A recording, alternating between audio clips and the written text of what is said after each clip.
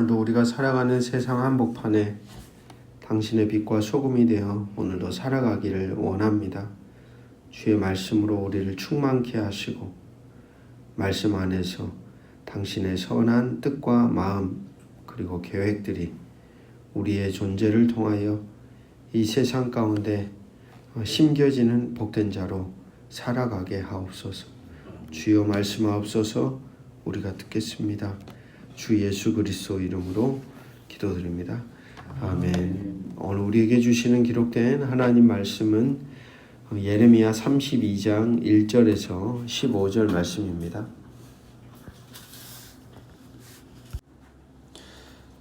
예레미야 30장, 31장 그리고 32, 33장까지가 위로의 메시지라고 했죠. 위로의 글. 근데 30장, 31장은 저희가 개역 개정에서는 느낄 수는 없지만 시 형식입니다. 시, 운문의 형식. 그런 형식으로 기록된 신탁의 말씀이었더라면 오늘 읽은 32장, 33장은 산문의 형식으로 된 신탁의 말씀입니다. 역사적 위기 앞에서 들려오는 메시지를 기록하고 있습니다. 32장의 핵심 메시지는 바벨론에게 침략당한 이 땅이 다시금 사고파게 될 것이다 라고 하는 위로의 메시지입니다. 32장은 바벨론 군대가 예루살렘을 포위하는 배경입니다. 예루살렘 함락이 초1기에 들어갑니다. 시드기야 통치 10년이라고 기록하고 있죠. 11년에 멸망하거든요. 남유다가. 그러니까 이제 1년 남아있는 시간이죠. 예레미야는 이 시기에 시드기야에 의해 시위대 뜰에 갇혀 있습니다. 그 이유를 보니까 3절에서 5절의 말씀을 세번역 성경으로 읽어드리면 유다왕 시드기야는 예레미야를 그곳에 가두면서 그에게 이렇게 책망하였다. 그대가 어찌하여 이런 예언을 하였소? 주님께서 이렇게 말씀하신다. 보아라, 내가 이 도성을 바벨로니아 왕의 손에 넘겨주어 그가 이 도성을 점령하게 하겠다. 유다왕 시드기야도 바벨로니아 군대의 손에 벗어나지 못하고 꼼짝없이 바벨로니아 왕의 손에 넘겨져서 그 앞에 끌려나가 그가 보는 앞에서 직접 항복할 것이다. 그러면 그가 시드기야를 바벨로니아로 끌고 갈 것이며 시드기야는 내가 그를 찾아올 때까지 그곳에 머물러 있을 것이다. 너희는 바벨로니아 군대와 싸워도 절대로 이기지 못할 것이다. 주님께서 하시는 말씀이다. 이렇게 예언하였다면서요? 라고 시드기야가 말하고 있습니다. 이렇게 예언하는 예레미야를 왕이 곱게 볼 리는 없었겠죠. 친바벨론적 메시지를 선포하는 예레미야를 가두어 그러한 메시지를 선포하는 예레미야를 바벨론과 내통하지 못하도록 가둔 것이 아닐까 싶습니다. 요시야 왕 때부터 그렇게 변함없이 외쳤던 예레미야는 한결같습니다. 붙들려 갈 것이고 하나님의 때에 다시 돌아오게 될 것입니다. 라고 말하고 있죠. 하나님 말씀을 가감없이 그대로 지도자들에게 그리고 백성들에게 이 예레미야는 그대로 들려주었습니다. 하지만 분명 말씀처럼 주어진 환경과 상황이 흘러가고 있음에도 불구하고 여전히 남유다 마지막 왕이었던 시드기야, 이제 패망하기 1년 전에 이 왕의 모습에는 여전히 들을 귀가 없습니다. 그저 예레미야의 말들이 매국노의 말처럼 들렸던 것이죠. 바벨론의 패거리로 생각된 것입니다. 그렇습니다, 여러분. 자신의 것들이 무너짐 속에서 자신들이 생각하는 그림대로 흘러가지 않는 환경과 상황 속에서 하나님의 뜻과 하나님의 의도, 하나님의 말씀을 바르게 듣는다는 것이 얼마나 어려운 일인지 깨닫게 됩니다. 우리는 늘 생각하죠. 잘 되고 형통하고 문제가 없고 그것만이 하나님의 뜻, 하나님의 의도, 하나님의 마음, 하나님의 계획이라고 말입니다. 하지만 그것만이 하나님의 뜻은 아니지요. 어찌 보면 우리는 부단히도 자연스럽게 그것을 하나님의 뜻이라고 생각하려는 경향이 아주 다분합니다. 하나님의 뜻을 우리가 원하는 그림으로 깨워 맞추려는 경향이 많다는 것입니다. 자신 안에 자신의 그림이 자리하고 있는 한 그 어떤 것도, 어떤 생각도, 어떤 말씀도, 어떤 그림도 하나님의 것이 들어설 자리가 없는 존재가 사람입니다. 비워질 때 새로운 것이 들어설 수가 있다는 것이죠. 그러나 전혀 우리가 생각하지 못하는 상황, 문제, 환경, 어려움, 막힘, 고난 속에 하나님의 뜻, 하나님의 의도, 하나님의 목적과 마음이 있다는 것을 기억해야 합니다. 보고 듣고 느끼고 깨달을 수 있는 열린 마음과 자세가 필요합니다. 자칫 잘못하면 시드기야와 같아질 수 있기 때문입니다. 수도 없이 보여주고 들려주고 알려줘도 자신의 것을 붙잡고 놓지 않음으로 인해 전혀 이 왕은 듣지 못하고 깨닫지 못하는 자리에 서 있습니다.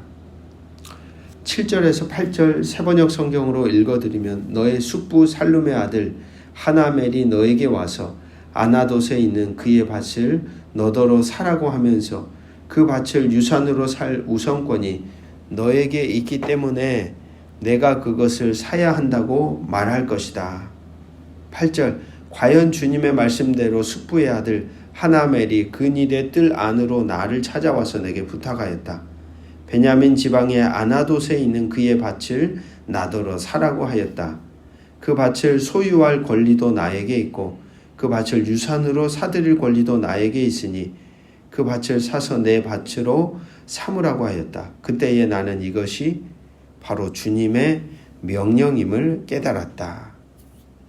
그래서 예레미야는 하나님의 말씀대로 그 땅을 사들이고 매매 계약서에 서명하고 봉인하고 증인을 세우고 은을 저울에 달아줍니다.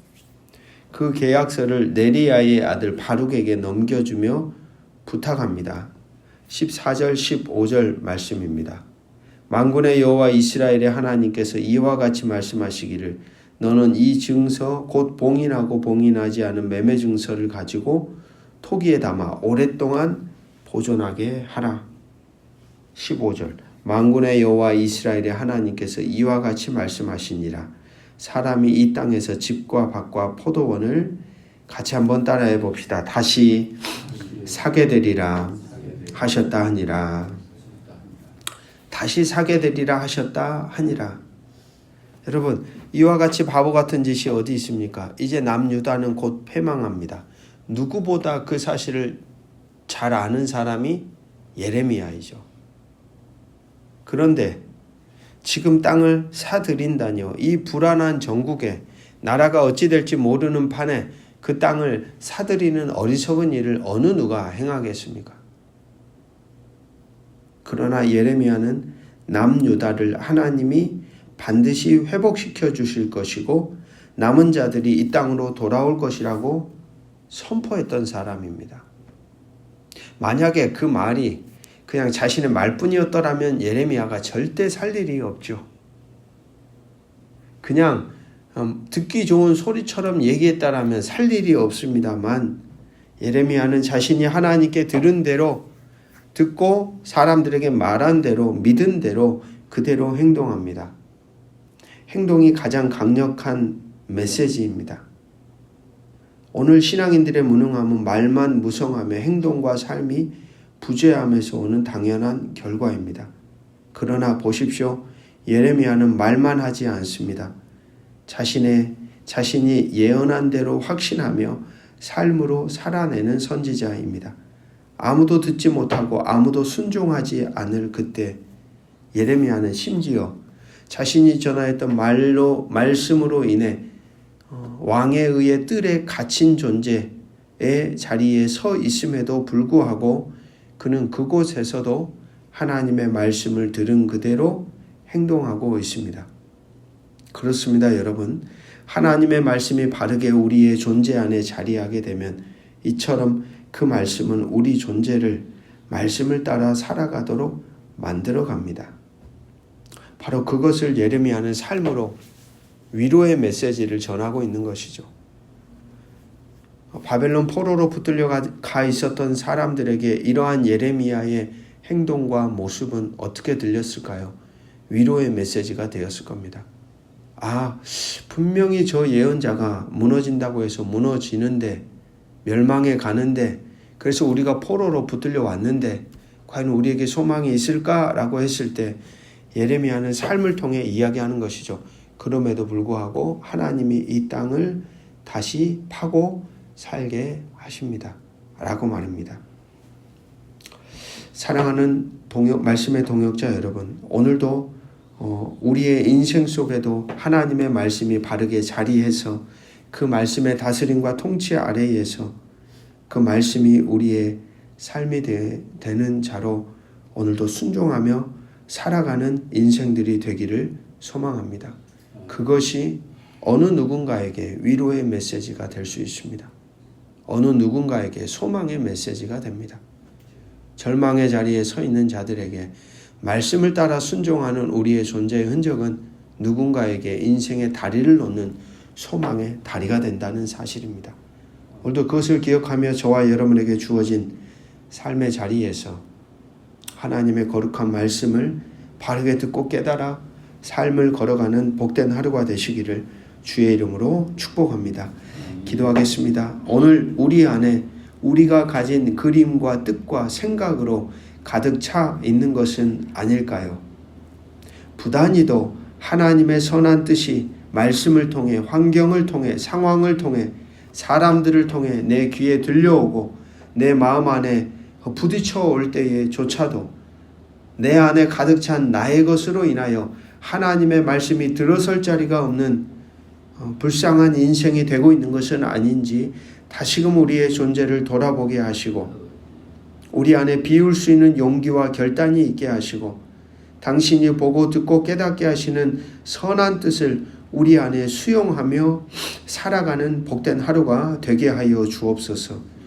말만 무성한 존재가 되지 말게 하시고 당신의 거룩한 말씀이 이 땅에 오신 예수 그리스도를 통하여 성육신화 되어져 갔던 것처럼 오늘도 당신의 거룩한 말씀이 우리의 삶이 되어 거룩한 존재로 빚어져가는 복된 하루가 되게 하시고 그러한 우리의 삶의 흔적을 통하여 이 땅에 소망을 잃어버린 어느 누군가에게 이어져 하나님의 위로와 소망이 전달되는 복된 사람들로 살아가게 하옵소서.